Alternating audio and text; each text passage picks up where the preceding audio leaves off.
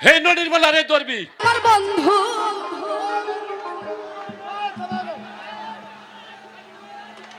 ওই হে নদীর বলারে ধরবি